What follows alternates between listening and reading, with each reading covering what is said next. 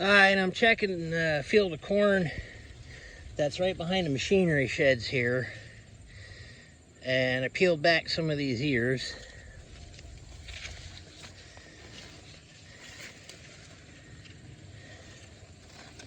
And that one, out of the ones I've peeled so far, is the only one that has an issue in the ones that I peeled.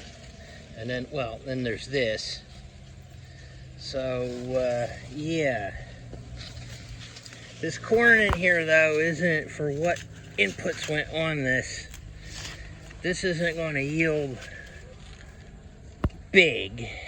It's probably going to be 120 bushels an acre, because this was really curled up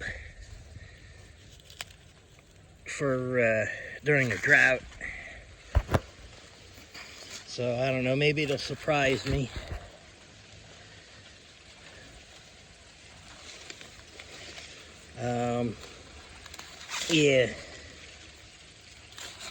Yeah, see, I don't have too much trouble with the tips in this field. I have to go check out the corn down in the lower fields here. That might have it, because that down there is a different variety than this. And I have to go up to the field where the clover was planted, that I know tilled into. Check that out. See, in the ends down here, the deer have been in here making a mess. Now, last year, I had hardly any deer around the home farm here.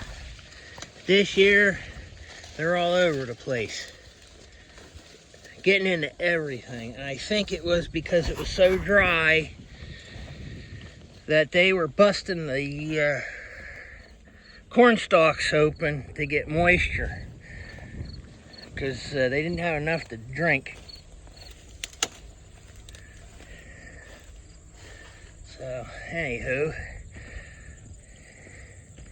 let's go across here. We'll walk to the other field. Yeah, I had, this was where the one field of wheat was. And I have a lot of weeds coming up in here now. You can see there's sunflowers in here. I planted sunflowers as a cover crop. And they're still fairly thick over there, but when you look over here, there's less and less of them, and every time I come out here, there's even less, and I'll show you why. Deer, that's what they've been doing. They've been coming in here and just cleaning this off. So I don't think I'm going to have much of a cover crop here, and because there's no cover crop, I'm getting weeds coming up. Now, there is volunteer wheat in here because I set the combine to blow the light stuff out. So that'll be here as a cover. I'm being cheap because of how good things are. I say that sarcastically. I don't want to buy a lot of cover crop seed. That's why I blew that out. Now, when I combined the wheat here, there were some thistles. But after the wheat came off and I worked the straw in, I ended up with that. So I'm going to have to deal with that. It's just mind-boggling how I can have these thistles almost all beaten down when there was corn and beans in here, and then 1 year of wheat, and that happens. I don't know. So I'm almost over here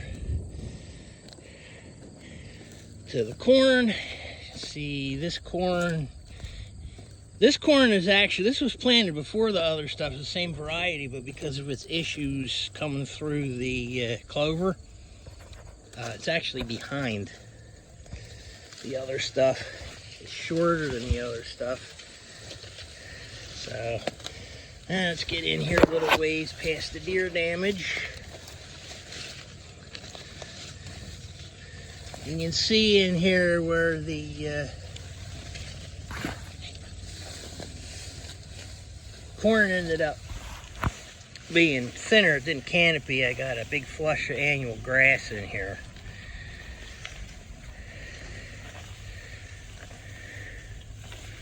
So, yeah. Now, this isn't really a good part of the field, but we'll look here. We'll peel this off and see what we got.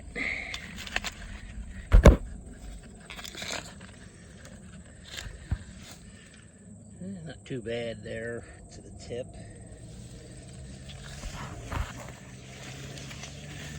See, we got some in here that there's no ears. Here's some problem.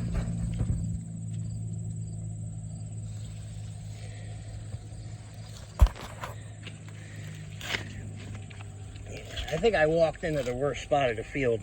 There's a wet spot here. That's not too bad. Well, I'll have to go up over there where the corn is a little better.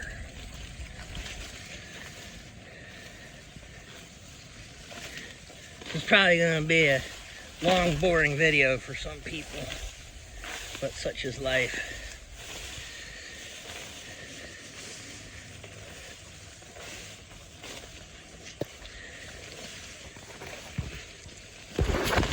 Yeah. All right, yeah, there's more ears up here. They're not what I would call big ears, but there's something.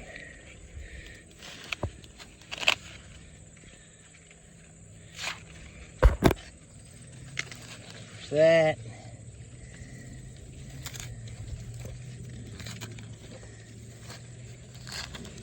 There's that.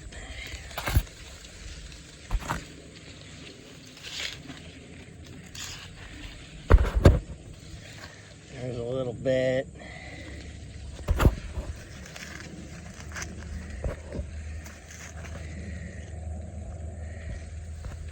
So I don't have a problem with the tips as much as some other people have. Now, I got two fields down the hill there that I have to go check and see how they are. They are a different variety of corn. So, I don't know. We'll see what it is. If I'm in the same club with those fields as everybody else. So, thanks for watching.